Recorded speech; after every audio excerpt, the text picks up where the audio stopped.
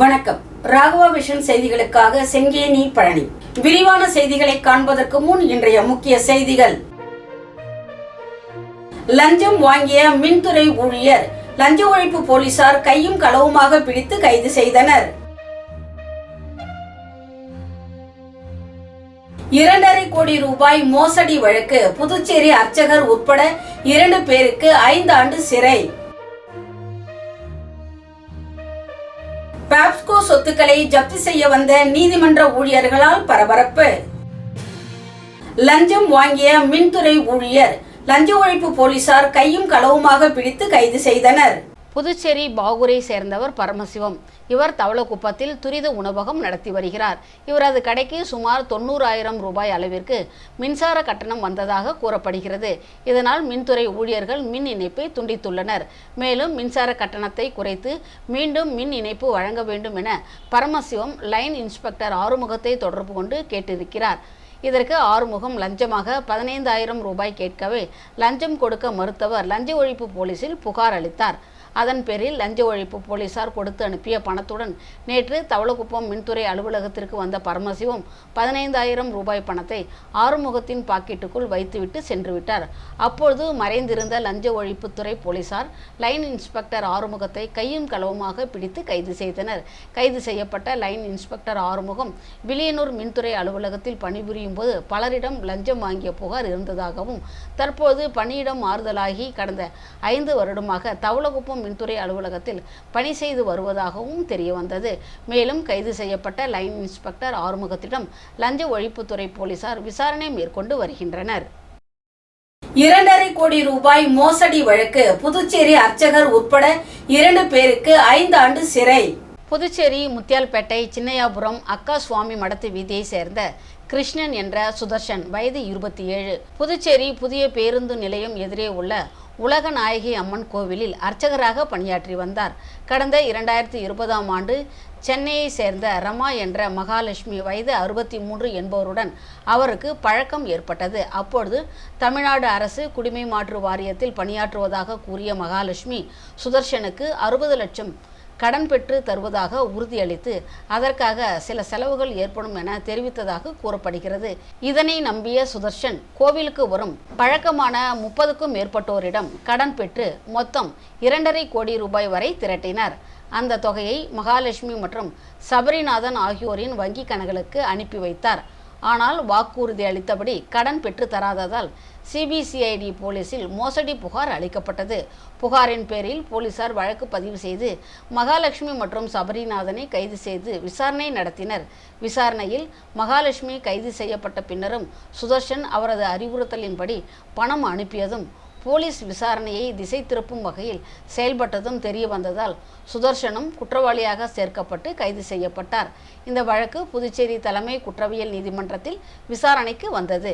வழக்கை விசாரித்த நீதிபதி யஷ்வந்தராவ் இங்கஸ்சல் மகாலட்சுமி மற்றும் சுதர்ஷன் ஆகியோருக்கு இந்திய தண்டனை சட்டம் 406வது பிரிவின் கீழ் 3 ஆண்டு கடுங்காவல் சிறையும் 420வது பிரிவின் கீழ் 5 ஆண்டு கடுங்காவல் சிறையும் விதித்து தண்டனைகளை ஏக காலத்தில் அனுபவிக்க உத்தரவிட்டார். மேலும் மகாலட்சுமிக்கு 50 லட்சம் ரூபாய் அபராதமும் சுதர்ஷனுக்கு 5 லட்சம் ரூபாய் அபராதமும் விதிக்கப்பட்டது. அபராதத்தை செலுத்த தவறினால் கூடுதலாக 6 மாதங்கள் சிறை தண்டனை அனுபவிக்க வேண்டும் என்றும் நீதிமன்றம் உத்தரவிட்டது. இந்த வழக்கில் தலைமறைவாக உள்ள சபரிநாதனின் வழக்கு தனியாக பிரிக்கப்பட்டு அவரை கைது செய்ய பிடி வாரண்ட் பிறப்பிக்கப்பட்டுள்ளது. பாப்ஸ்கோ சொத்துக்களை ஜப்தி செய்ய வந்த நீதிமன்ற ஊழியர்களால் பரபரப்பு. புதுச்சேரி அரசின் கூட்டுறவு நிறுவனமான பாப்ஸ்கோ சார்பில் 2019இல் பட்டாசு வாங்கியதற்காக ஸ்ரீவில்லிபுத்தூரை சேர்ந்த நிறுவனத்திற்கு 25 லட்சம் ரூபாய் நிலுவைத் தொகை வழங்க வேண்டும். இந்த தொகையை பாப்ஸ்கோ வழங்காததால் அந்த நிறுவனத்தின் சார்பில் புதுச்சேரி 2வது அமர்வு நீதிமன்றத்தில் மனு தாக்கல் செய்யப்பட்டது. இதனை அடுத்து பாப்ஸ்கோ நிறுவன சொத்துக்களை ஜப்தி செய்ய நீதிபதி உத்தரவு பிறப்பித்தார். இதனை அடுத்து நீதிமன்றம் ஊழியர்கள் பாப்ஸ்கோ நிறுவனத்தின் அசையா சொத்துக்களை ஜப்தி செய்ய வந்தனர். அப்பொழுது மேலாண் இயக்குனர் கால அவகாசம் கேட்டதால் சொத்துக்களை ஜப்தி செய்வதை ஊழியர்கள் நிறுத்தி வைத்தனர். இதனால் பாப்ஸ்கோ அலுவலகத்தில் பரபரப்பு நிலவி வருகிறது. ரெயின்போ நகர் அங்கன்வாடி மையத்தில் சட்டமன்ற உறுப்பினர் ஜோஸ் சார்லஸ் மார்டின் ஆய்வு மேற்கொண்டார்.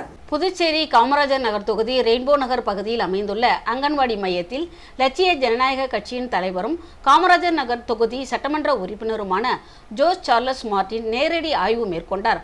அப்போது அங்கு இருந்த கர்ப்பிணி பெண்களுக்கும் குழந்தைகளுக்கும் தேவையான ஊட்டச்சத்து தொகுப்புகளை உடனடியாக வழங்க ஆவணம் செய்ய வேண்டும் என தெரிவித்தார். பின்பு அங்கன்வாடியில் இருந்த குழந்தைகளுடன் கொஞ்சி விளையாடி மகிழ்ந்த அவர் அங்கன்வாடியில் குழந்தைகளுக்கான பாதுகாப்பும் அவர்களுக்கு வழங்கப்படும் உணவும் தரமாக இருக்கிறதா என்பதை உறுதி செய்தார். நிகழ்ச்சியின் போது கட்சி நிர்வாகிகள் உடன் இருந்தனர்.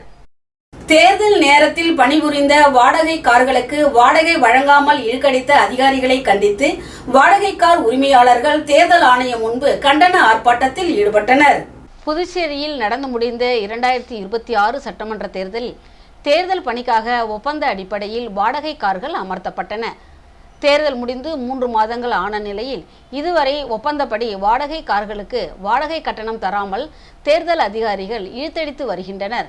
பலமுறை அதிகாரிகளை சந்தித்து முறையிட்டும் அதிகாரிகள் கண்டு கொள்ளாததால் இன்று தேர்தல் பணியின் போது பணிபுரிந்த வாடகை கார் உரிமையாளர்கள் மற்றும் ஓட்டுநர்கள் ரெட்டியார்பாளையத்தில் உள்ள தலைமை தேர்தல் ஆணையம் முன்பு கண்டன ஆர்ப்பாட்டத்தில் ஈடுபட்டனர்.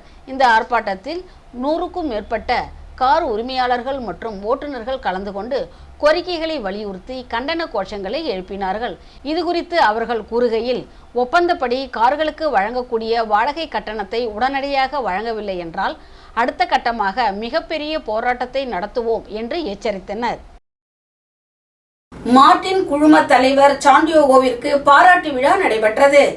மார்டின் குழுமங்களின் தலைவர் திரு சாண்டியோகோ மார்டின் அவர்கள் வணிக உலகிற்கு வந்து 50 ஆண்டுகள் கடந்ததை முன்னிட்டு பாராட்டு விழாவும், மார்டின் குழுமங்களில் 25 ஆண்டுகளுக்கு மேல் பணியாற்றிய 50 பணியாளர்களுக்கு தலா 30 லட்சம் ரூபாய் பரிசு தொகை வழங்கும் விழாவும் கோவை மேட்டுப்பாளையம் சாலையில் உள்ள மார்டின் குழுமங்களின் தலைமையகத்தில் 25ஆம் தேதி மாலை நடைபெற்றது. இவ்விழாவில் அன்னபூர்ணா குழுமங்களின் நிர்வாக இயக்குனர் சீனிவாசன், கேஜி மருத்துவமனையின் தலைவர் மருத்துவர் பத்மஸ்ரீ பக்தவச்சலம், இலங்கையின் முன்னாள் முதல்வர் மற்றும் முன்னாள் கவர்னர் செந்தில் தொண்டைமான், புதுச்சேரி முன்னாள் அமைச்சரும் முதலியார்பேட்டை தொகுதி சட்டமன்ற உறுப்பினருமான ஜான்குமார், தனா இம்பெக்ஸ் உரிமையாளர் கமலக்கண்ணன் ஆகியோர் கலந்து கொண்டு திரு சாண்டியோகோ மார்டின் அவர்களையும் பணியாளர்களையும் வாழ்த்தினர்.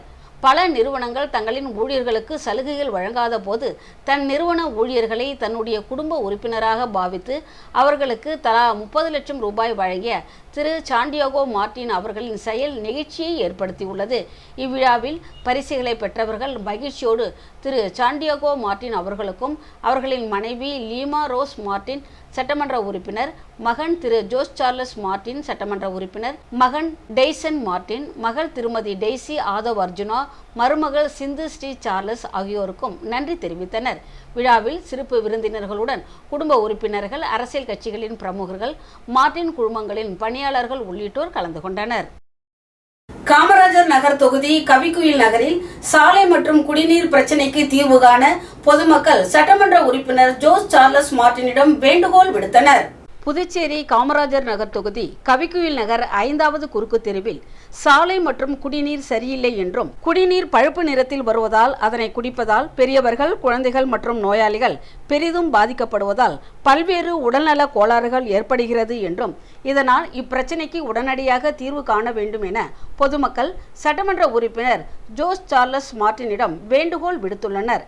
இந்நிகழ்ச்சியின் போது ராகவா விஷன் உரிமையாளர் பாலன் மற்றும் நிர்வாகிகள் உடனிருந்தனர்.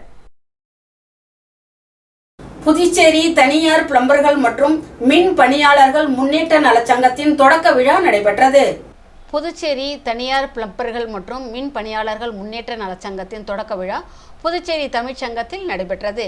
விழாவுக்கு வழக்கறிஞர் சிவகுமார் வரவேற்றார். பொதுச் செயலாளர் கந்தநாதன் வாழ்த்துரை வழங்கினார். சங்க தலைவர் பாஸ்கர், செயலாளர் மதுரை நாயகம் ஆகியோர் தலைமை உரையாற்றினர். தொடர்ந்து வழக்கறிஞர் ராதாகிருஷ்ணன் நோக்க உரையும், பேரிடர் குழு தலைவர் ஸ்டாலின் விளக்க உரையும் ஆற்றினர். சட்டமன்ற உறுப்பினர்கள் ராமு, மோகன்தாஸ் ஆகியோர் சங்கத்தின் பெயர் பலகையை திறந்து வைத்தனர். நிகழ்ச்சியில் சங்க நிர்வாகிகள் மற்றும் உறுப்பினர்களின் பிள்ளைகளுக்கு கல்வி ஊக்கத்தொகையாக முதல் பரிசு 5000ம், இரண்டாவது பரிசாக 2 பேருக்கு தலா 3000 ரூபாயும் வழங்கப்பட்டது. மேலும் சங்க உறுப்பினர்கள் மற்றும் நிர்வாகிகளுக்கு அடையாள அட்டைகள், காப்பீட்டு ஆவணங்கள் மற்றும் நிர்வாகிகளுக்கான சான்றிதழ்கள் வழங்கப்பட்டன.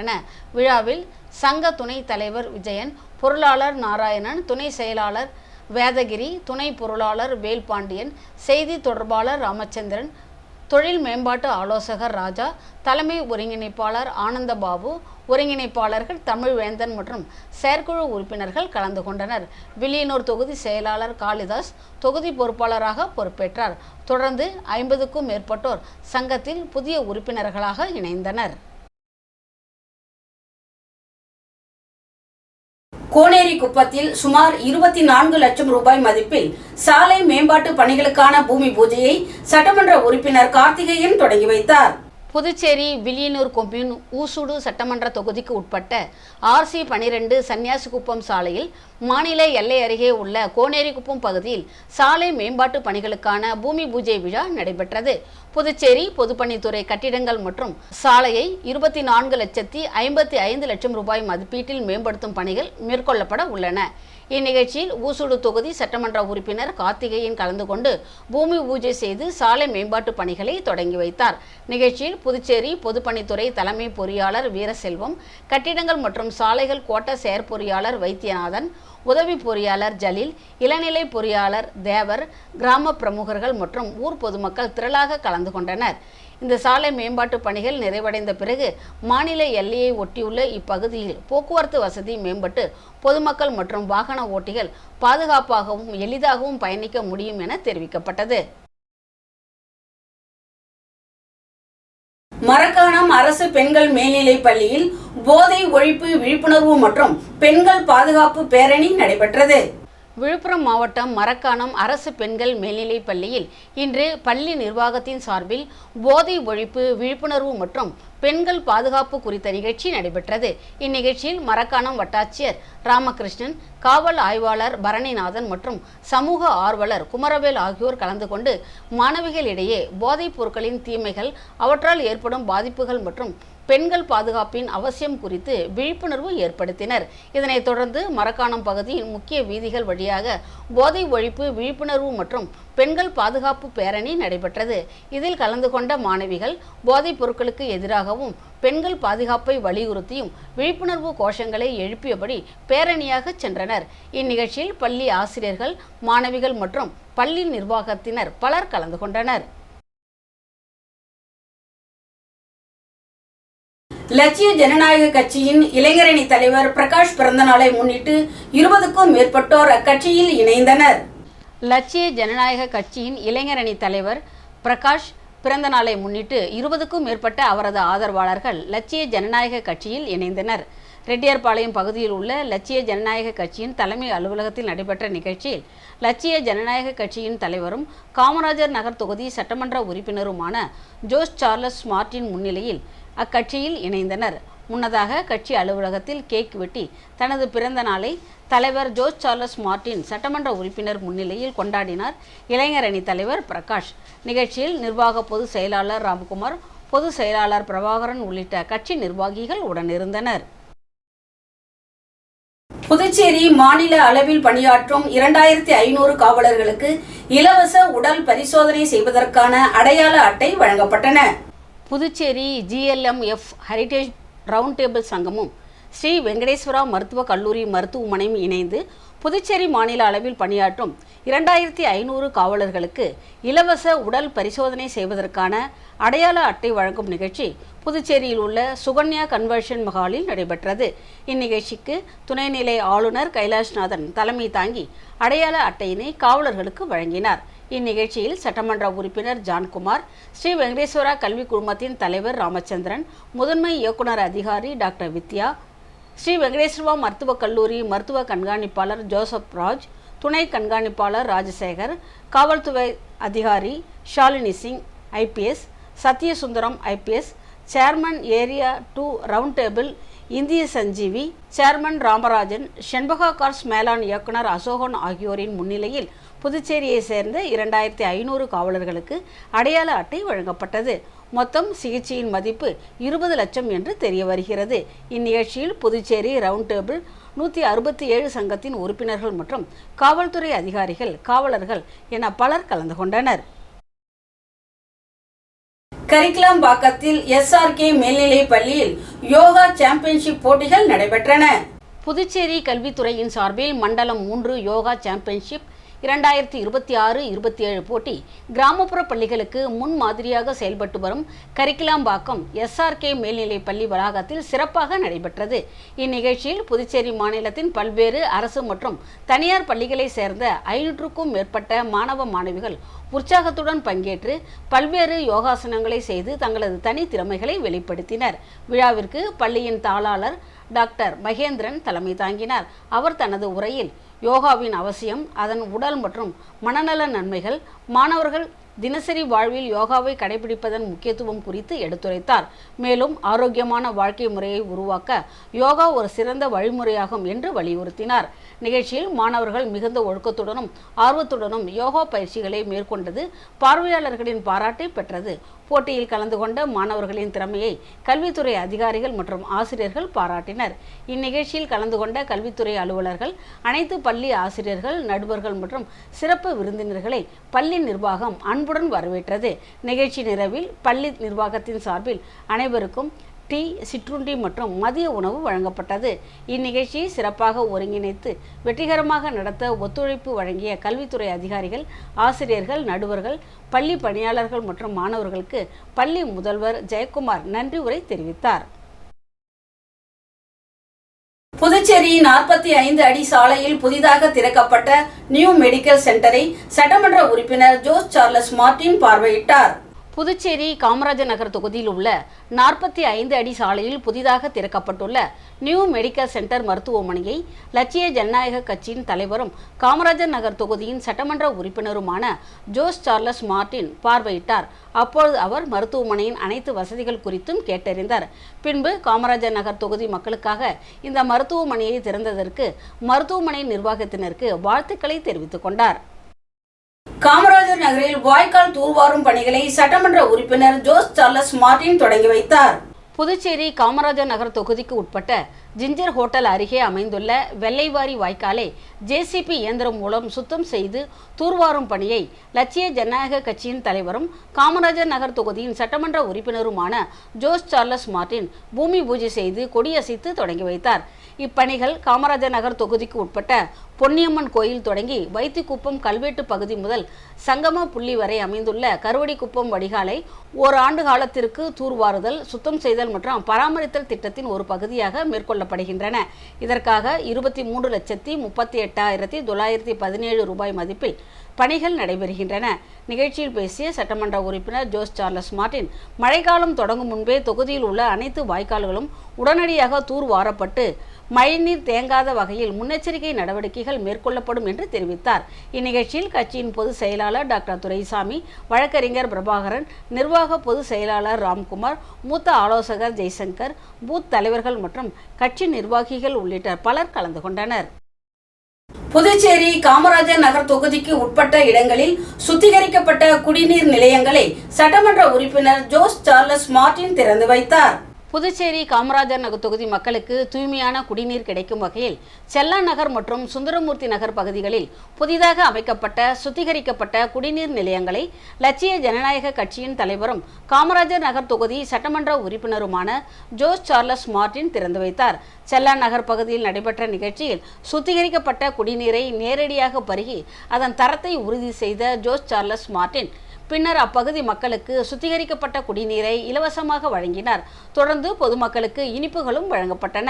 இந்நிகழ்ச்சியில் புதுவை முழுவதும் 50 சுத்திகரிக்கப்பட்ட குடிநீர் நிலையங்களை அமைக்க அனுமதி வழங்கப்பட்டுள்ளதாகவும் அதில் முதன்முறையாக காமராஜர் நகர் தொகுதியிலேயே இத்திட்டம் தொடங்கப்பட்டுள்ளதாகவும் தெரிவித்தனர்.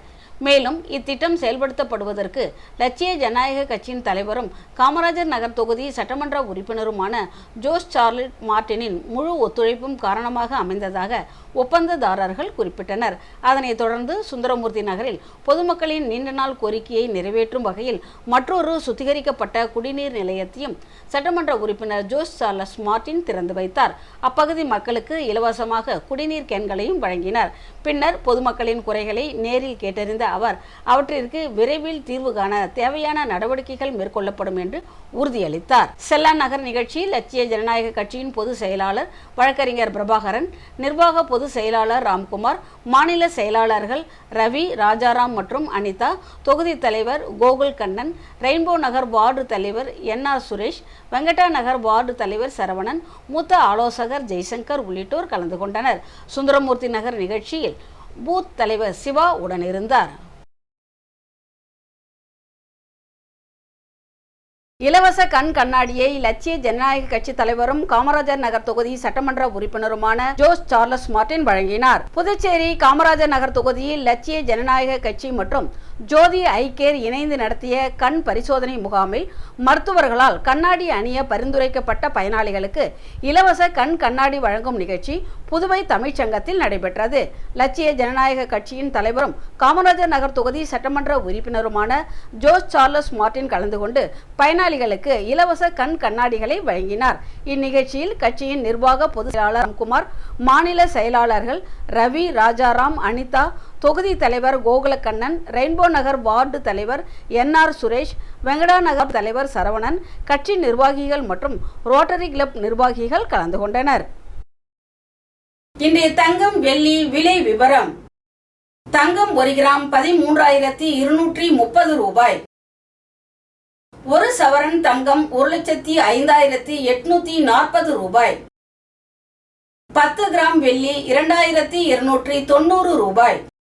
மீண்டும் முக்கிய செய்திகள். லஞ்சம் வாங்கிய மின்துறை ஊழியர் லஞ்ச ஒழிப்பு போலீசார் கையும் களவுமாக பிடித்து கைது செய்தனர். 2.5 கோடி ரூபாய் மோசடி வழக்கு. புதுச்சேரி அர்ச்சகர் உட்பட 2 பேருக்கு 5 ஆண்டு சிறை. பாப்ஸ்கோ சொத்துக்களை ஜப்தி செய்ய வந்த நீதிமன்ற ஊழியர்களால் பரபரப்பு. இத்துடன் இன்றைய செய்திகள் நிறைவு பெறுகிறது. வணக்கம்.